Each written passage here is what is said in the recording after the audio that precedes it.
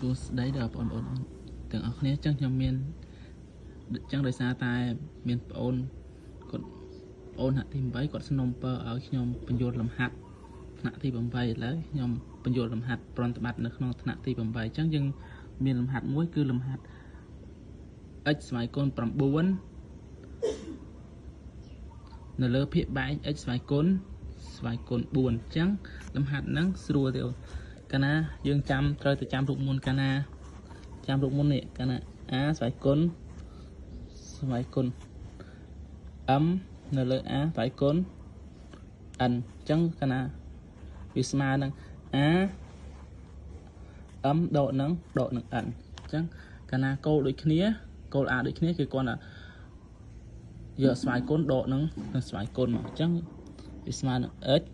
កាលណាយើង x 9ដកនឹង4អញ្ចឹងវាស្មើនឹង x ស្វ័យគុណ5អញ្ចឹងចម្លើយវាមានតែប៉ុណ្ណឹងទេអញ្ចឹងឲ្យតែយើងចាំរូបមន្តយើងអាចធ្វើវាបាន